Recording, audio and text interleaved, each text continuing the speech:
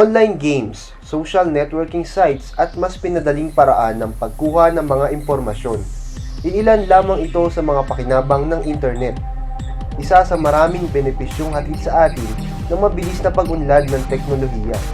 Bumulusok ang napakaraming mga pagbabago sa modernong teknolohiya, partikular na sa computer nitong nagdaang 10 taon. Mula sa iilang bahay na may personal computer hanggang sa mauso ang mga computer shops na dinadagsa ng mga taong nagnanais na makagamit ng computer at internet sa halagang abot kaya.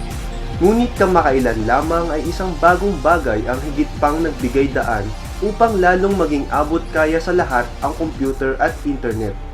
Ito ay sa pamamagitan ng mga computer na hinuhulugan ng piso o mas kilala sa tawag na PisoNet.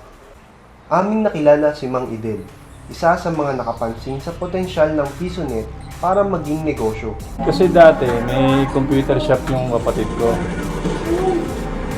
So humina siya. Napansin ko may mga ganito sa paligid namin. May mga PisoNet na. So ang ginawa ko, ganito na lang nag-shift kami sa PisoNet. Yung lahat ng computer na laman ng computer shop, ginawa na lang namin PisoNet. Kasi natatalo kami ng PisoNet eh. Kasi mas mura yung PisoNet eh. Ang sistema ng PisoNet ay katulad din ng sa mga video game arcades na hinuhulugan ng token.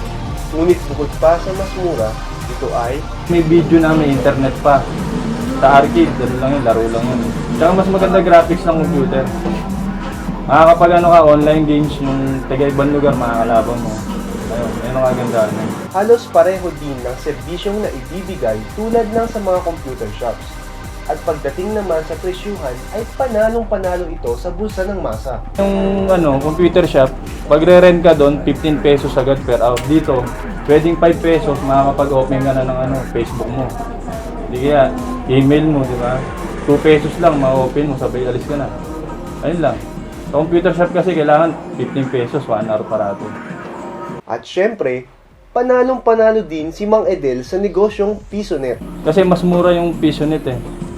Mas mura sa maintenance, walang aircon, hindi ka arkila ng pwesto, Nakalabas lang, nasa harap ng bahay mo, kahit hindi mo na ventiladoran, okay lang. Less yung kuryente. Hindi na binabantayan to. Ang lang to, magpapapalit lang sa'yo ng piso, ayun lang yung Ayun pa isa sa maganda ron, hindi na gano'ng babantayan.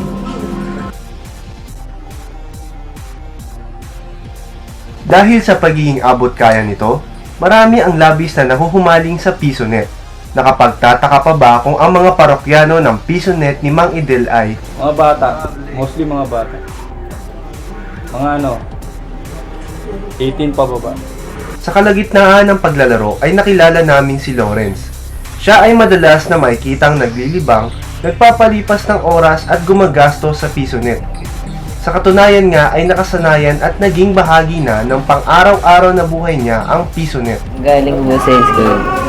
Mag-aaral muna po, pagkatapos po, kauwi po, kakain po, computer na po. Mas lamang po yung pag-aaral kasi po, yun po yung una namin para po mapagtapos. Wala naman kasi talagang mali kung ilalagay lang sa tamang disiplina ang lahat ng bagay. Ang labis na pagkahumaling ng mga kabataan sa PisoNet ay maaaring ituring na may katumbas din na suliranin kung hindi ilulugar sa tama. Bukod sa pagiging mura at labis na nakahuhumaling, marami na ring samahan at kwento ng pagkakaibigan ang nabuo dahil na rin sa tulong ng PisoNet. Halimbawa na lamang ay ang isang samahan ng mga kabataan na mahilig mag-internet o yung tinatawag na hood. Ulitan lang, tapos syempre pag may pupunta rito, tatawagin kami. Kumbaga parami na lang rin ng parami. Kasi naman po maligaw sila sa na mag-addict, kumbaga dito na lang po. Ganun. Si Makmak, isa sa mga malakas tumangkilik ng PisoNet at leader ng hood ng mga PisoNet users sa mga kalapit na lugar. At dahil sa online lang nabuo ang hood, ang pangunahin niyang madalas ipagawa sa grupo ay ang magkaroon ng mga meeting. Kasi po minsan po hindi nagkakaintindihan sa grupo. Tapos pag may project po, pag about sa pera naman po, syempre kailangan magtulungan na lang. Kasi hirap din po pag sa pera.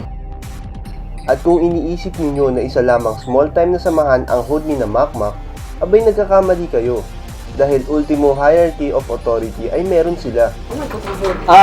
Position po, pinakamataas po as OG, was original gangster. Then, sumunod, babae, foundressa. Then, pwede rin sa lalaki na pangalawa, was big boss. Then po, may tagapagparusa, was DA. Then, original members. Tapos pag may mga sasali po iba, batch 1, then batch 2. Nakapag-set na rin sila ng kanilang mga rules and regulations na may katumbas na kaparusahan sa tuwing hindi masusunod. Kapansin-pansin naman sa mga batas na ginawa ng grupo ay patungkol at patungo sa pagiging mabuting tao. Halimbawa na lamang ay ang face-off rule. Face-off sa Facebook, yung pagandahan, pagwapuhan, yung pasikatan, yung bawal po sa amin yun. Kasi parang doon nag-umpisa yung sensang away. Kasi nga, ang hood kasi, dikit niyan, away na. Pero syempre, kailangan maintain mo mga pagkakaibigan nyo para wala sa away. Dahil sa amin yung face-off. Pag nakakita namin may ka-face-off ka, yung isa mong photo, ipapalik mo siya ng 100 sa naka-add sa'yo. Oh, di ba't may kaayusan naman sa grupo? Ngunit katulad din ng mga karaniwang grupo, aminado rin si Makmak na meron silang mga hindi kapalagayang loob. Meron yun. Kasi syempre, di rin may iwasan yun kay nainggitan, gano'n. Nasasapawan. Kala nila, kinukuha yung nila, mga member nila, tapos napupunta sa amin. Syempre, iba kasi yung ugali ng iba, hindi rin natin masabi. PisoNet. Ito ang computer na hinuhulugan ng piso para mapagana sa loob ng ilang minuto. Sa tulong nito, mas lalong napadali at naging abot kaya ang mga simpleng tuwa sa buhay. Dapat nating panatilihing bukas ang ating isipan sa di magagandang epektong maaaring mangyari kapag di natin nagawang kontrolin ang ating pagkahumaling sa ilang mga bagay-bagay sa buhay. At kahit gaano man kabilis umunlad ang teknolohiya, mapapansin pa rin likas sa ating mga tao ang maghanap ng mga kaibigan at makipagkapwa-tao. Tulad ng sa PisoNet, may hangganan ng oras ng lahat ng bagay. Kaya mainam na sulitin natin ito habang may oras pa tayo.